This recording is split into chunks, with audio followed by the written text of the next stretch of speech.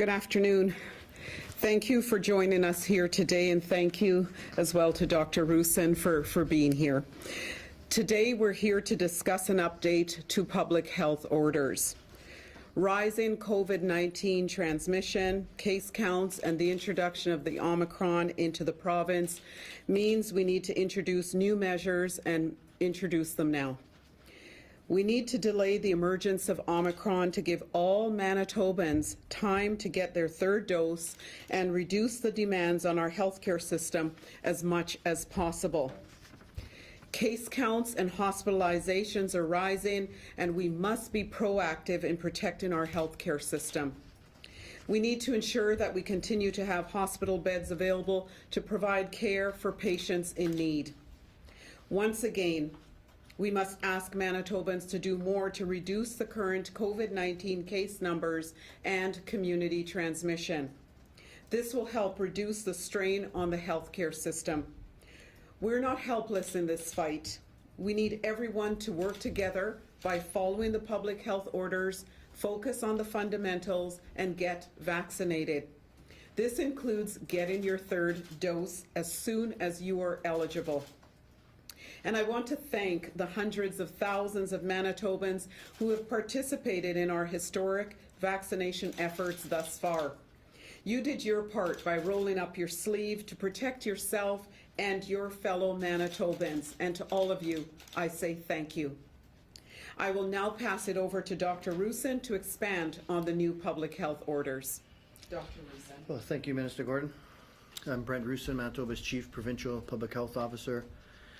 Earlier this week, I provided Manitobans with an update related to the Omicron variant. We've continuously urged Manitobans to get vaccinated, whether that be their first, second, and now their third dose. At this point, from what we see on the significant increase in transmission of the Omicron variant, we need to go further. I come today with a message that I didn't want to have to convey, and probably none of us wanted to hear. It's not easy for any of us, but of course we all want to do what it takes to protect the health of Manitobans.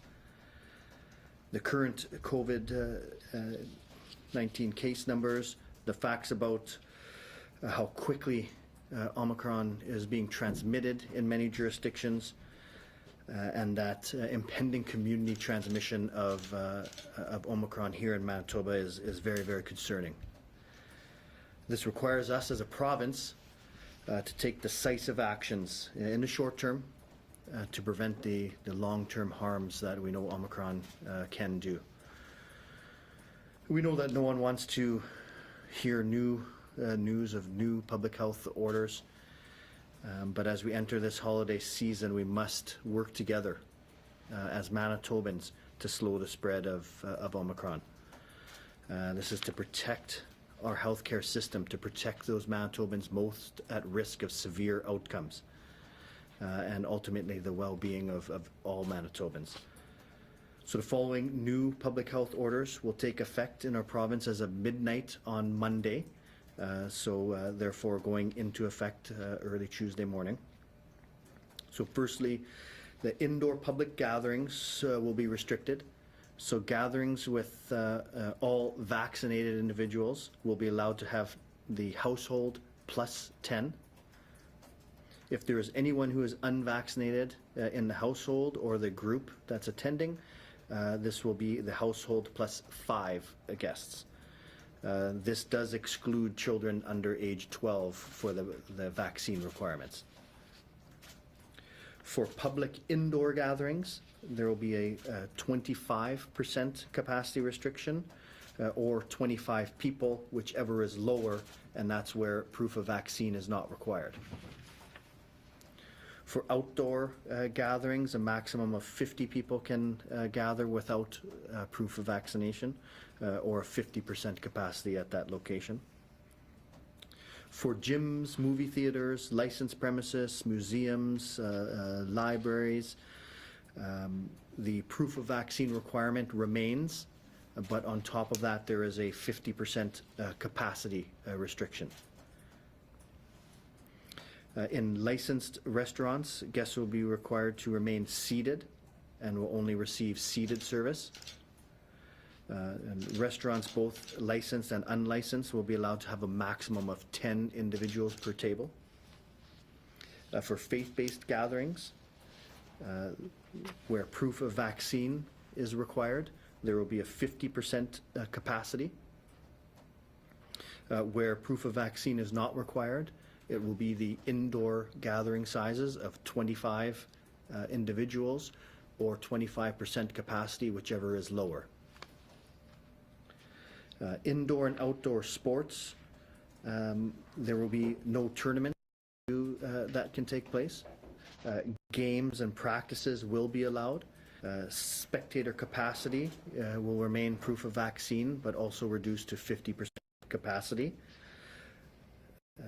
For large indoor events, they will remain at proof of vaccination, but will also be reduced to 50% capacity. We're introducing these new public health orders with a focus on several different approaches to continue to protect our communities, protect Manitobans, especially those most at risk. These restrictions will be in place for 3 weeks and will last till January 11. We'll continue to be clear and update you as we evaluate and monitor the situation. And like in the past, there are many factors that we take in consideration as we monitor the spread of infection.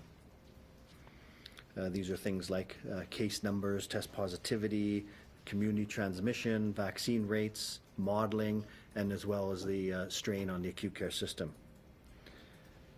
So we are seeing very concerning numbers right now in many jurisdictions with Omicron, and that's why we need to take these actions now.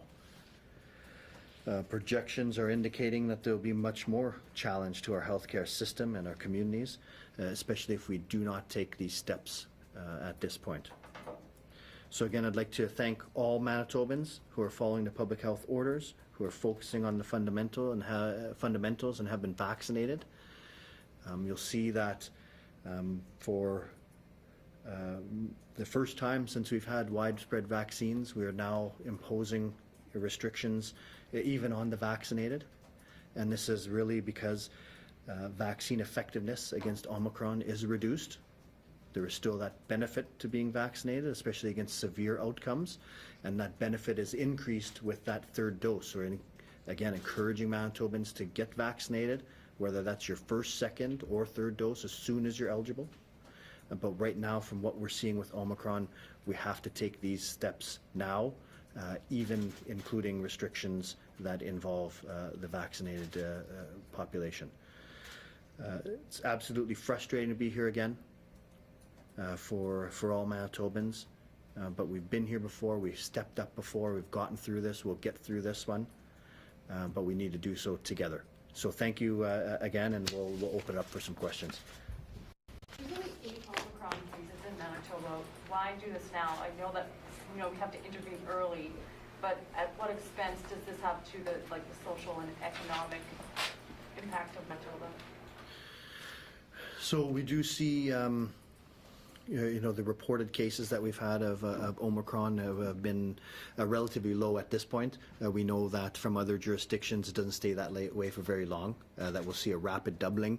And I don't have specific numbers, but we have a significant amount of screened Omicron at this point. So we're not going to be at 8 very, very shortly. So all of our indications are that that Omicron is here, it's spreading, and we need to act now. You mean community spread? I don't have all the details, but when you see these this amount of cases and what we know from Omicron from other jurisdictions, it's going to spread. It's going to be in the community, and so this is why we need to act. But you don't know if it's spreading right now? Because on Wednesday you said you weren't aware of community spread. That's right. On Wednesday with the confirmed, the 6 to 8 Omicron cases, we had them all linked. From what we'll see is it's very likely in the upcoming days we'll be able to clearly say we have community transmission. I believe you got capacity limits on a lot of things here. In restaurants, it's just per table. Is there not? No, it's 50% capacity. So that's sort of the overall theme of it is even where there's proof of vaccine, those venues will be 50% capacity. So with the new restrictions, what will this do to the modeling that shows 1,000 cases a day by the year? So it's really tough to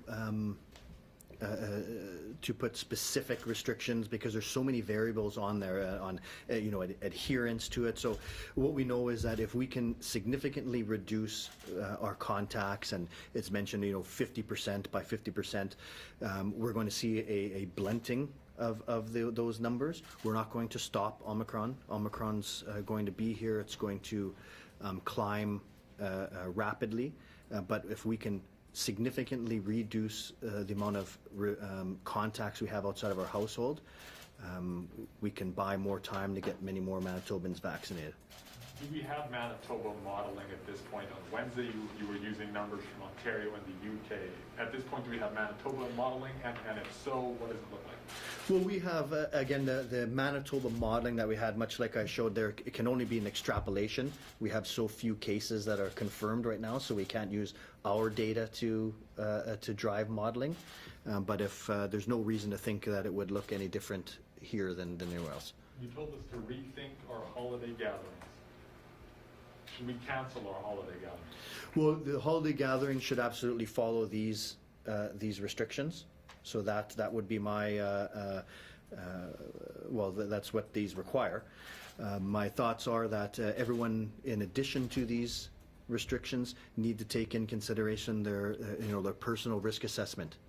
If you or someone you love is at high risk of severe outcome, then you need to reconsider just how many people need to be in your bubble.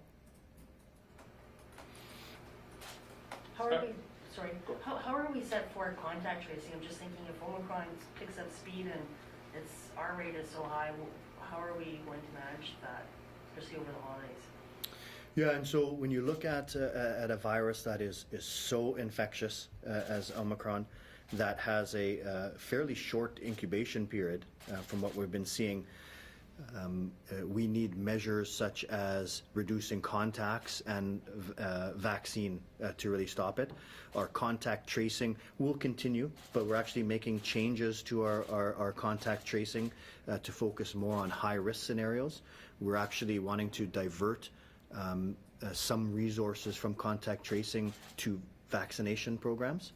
That's where we feel is going to be the most impact. What about rapid testing? If people are going to be having these gatherings, will we have this before the holidays? So with again with the rapid testing, I think it's definitely a tool that we have, and we're going to be utilizing that. There is some access to that, and we're looking at increasing it. But it's only going to be useful if we add it on to these restrictions and use it appropriately. I do just want to point out, or just repeat what you just said there. You do want to divert resources away from contact tracing at a time when cases are going to increase significantly.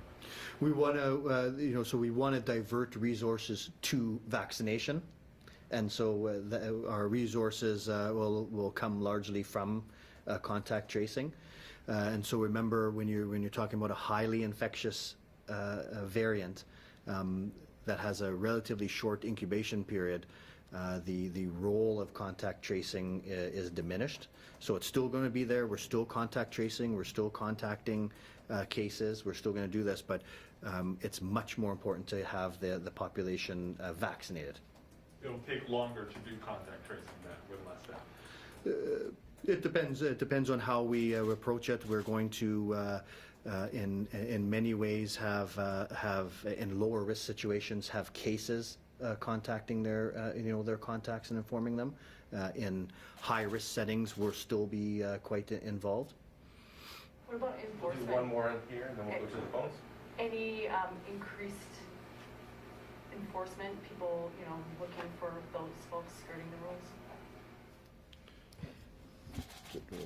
Well, we're going to continue to work with the Department of Justice on enforcement and ensure that enforcement is stepped up, and that individuals who are not abiding by the orders that we have stated today are held to account for that, because we want to reduce that community transmission. All right, and with that, we'll go to the phones. Thank you. A reminder to our reporters on this session, you will have one preliminary and one follow-up question. Up first this afternoon from Canadian Press, Brittany. Hi there, good afternoon. Just wondering why there would be no restrictions on unvaccinated people in households. Why not just say that unvaccinated people cannot gather in a household with vaccinated people? So the private gathering. So if you have a gathering that includes all vaccinated people, then they will have the ability to have the household plus 10. If there are any unvaccinated people either in the household or the guests, then that is reduced down to 5. So it is more restricted. Okay, I guess I would just be wondering why not just say that they would not be able to gather. Well, I mean, I think that this is part of that balance and what we think, will be adhered to. Right, we have the holiday season approaching, and do we feel if we tell people they're not able to gather with anyone, whether that's a realistic expectation?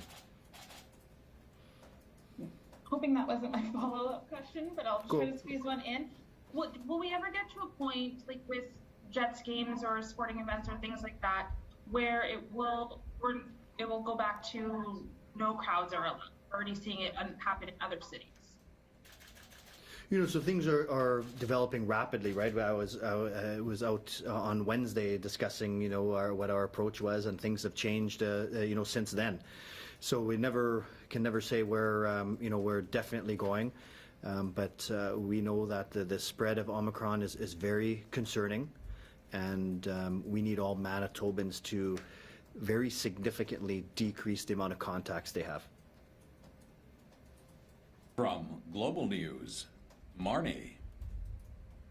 Hi, Dr. Roos, I'm just wondering, for the indoor gathering plus 10 for vaccinated people, how did you settle on that number? Why not just be extra cautious and say household only or household only plus one person, like more similar to last year? Yeah, and I think, we do have vaccines that makes us a bit different than last year, but of course there's Omicron now. I think this is all a balance, right? So we're looking at ways to reduce contacts, and so should that number be 10? Should it be 12? Should it be 8? It's tough to know. What we do know is we have to dramatically decrease the amount of contacts. We know that we went last holiday season, much like you said, without any gathering. And so is that realistic to have that set this holiday season as well? Or should we take that approach where we have a way of gathering, but in a much safer way?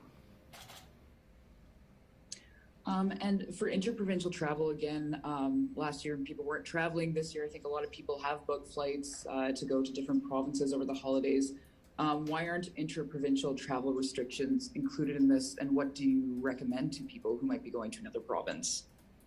So I think right now we need to decrease the amount of contacts that we have. We need to pay particular attention to the fundamentals. So if you're traveling within Canada, then do so cautiously. When you get to your jurisdiction you're traveling to, then ensure you're limiting your contacts there. When you return, very close observation for symptoms and testing early and isolation early if you have those symptoms. So we all right now need to focus on reducing the amount of contacts. And I know this is really disappointing. We had an extremely disappointing holiday season last year, and this one is disappointing as well. From the Brandon Sun, Drew. Thank you. Dr. Roussin, why is the province not taking a regionalized approach to these restrictions when there is the pandemic response system in place? So at this time, we did for the orders proceeding up to here, we had a bit of an approach regionally. With Omicron, how rapidly it spreads. Right now, our case distribution is more even throughout many of the regions. We see case numbers climbing in the Winnipeg region now. So, at this point, with what we see with Omicron, how rapidly it spreads, a targeted or regional approach just is not going to be effective. Okay, thank you. And just as a follow-up, with Omicron spreading so rapidly, will the province do more to give Manitobans access to rapid tests here, like other provinces are doing? So that is something we're working on, and so I mean, remember, it's not new. We've been distributing a lot of rapid tests for months. This goes to workplaces, and so there's a lot of rapid tests that have been distributed in Manitoba. We're going to continue to do that. We are looking at other ways of having that accessed as well. And just to follow up on that answer, just today a bulletin went out notifying that First Nation communities and schools in First Nation communities would be receiving their delivery of rapid tests.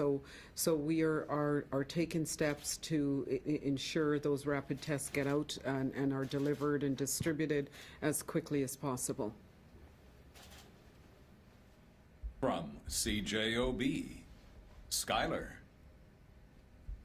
Hi there. Thanks for taking our questions. I guess my question would be just on behalf of most Manitobans who have got vaccinated and did the right thing and did as you folks have asked. They believe that would bring on the end of this, and we wouldn't be in this position we are in right now. Business owners are obviously facing now more financial challenges on top of 3 previous waves, and another further disruption to the livelihoods of citizens who thought, widespread vaccination was going to be the end. I'm just wondering, what could you say to them right now?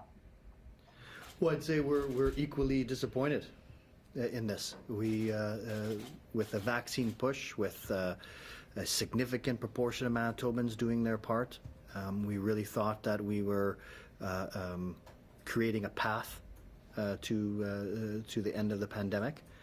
But Omicron came, and so we need to deal with it. So it's very disappointing, but we were left with little choice but to react to protect Manitobans and protect the healthcare system. So I share their disappointment, but again, the disappointment is not synonymous with helplessness. We have that ability to affect things.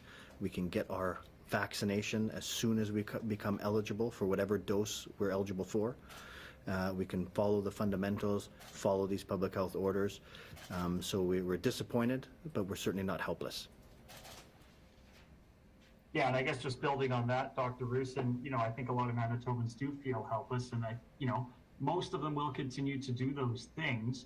But where's the light at the end of the tunnel now, as you see it?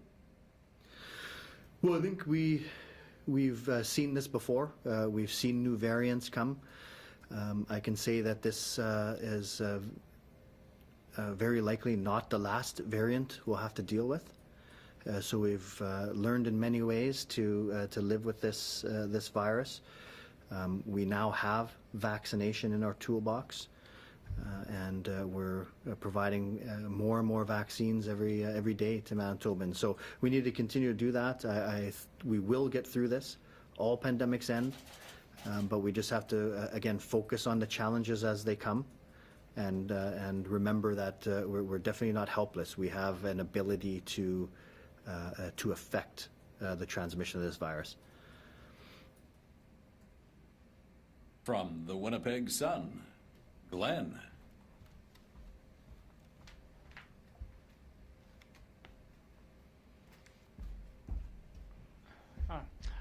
Yes, good afternoon. I didn't catch on the large sporting events. What is the restriction now on large sporting events? And did the province consider adopting Ontario's plan, which I believe was 25% for large, like Raptors and Maple Leafs games? Did they consider that on when these new orders were introduced? So we consider all sort of options available. So our restrictions will be at 50% capacity right now. And again, we continue to monitor things, and then we always review a number of scenarios.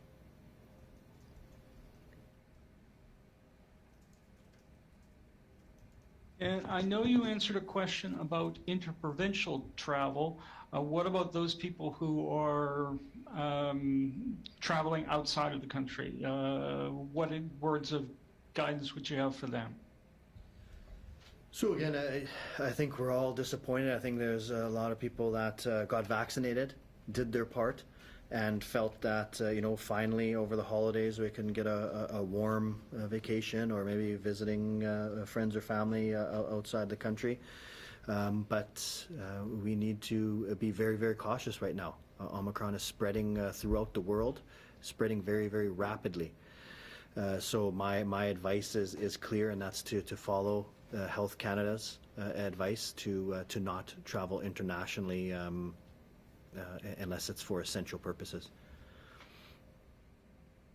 From CBC Radio Canada, Emile. Hi there. Just wanted to make sure that the 50% capacity was applied both to outdoors and indoors public gatherings, as I understand. That's correct. All right, thank you. We now return to the News Conference Theatre.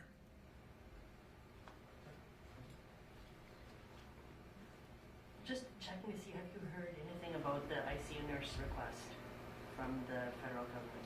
We are still in discussions with the federal government, and those discussions continue. Dr. Roussin, you mentioned more resources towards vaccination. So what will that look like in practice? Are we going to expand hours, more clinics? That's right. So the expanded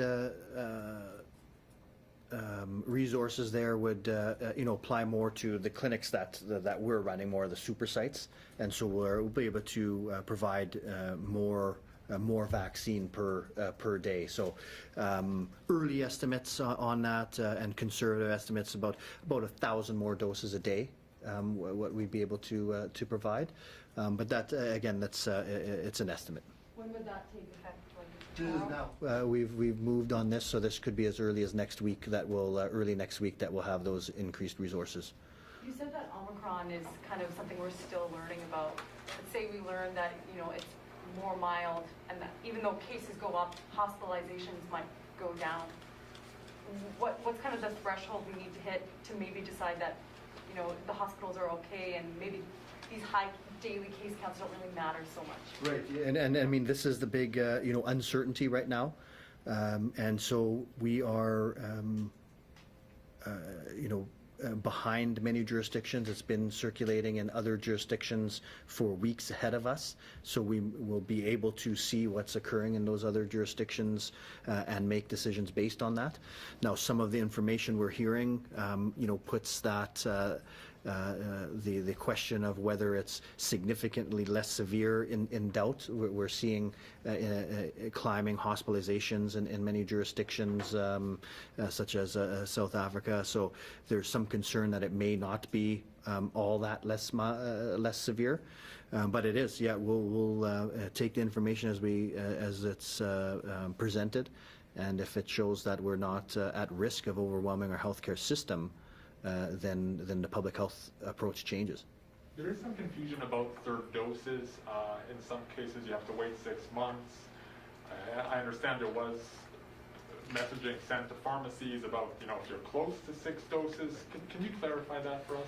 Yeah, so what we're looking at here is we know that there's a decreased effectiveness against Omicron for just the second doses.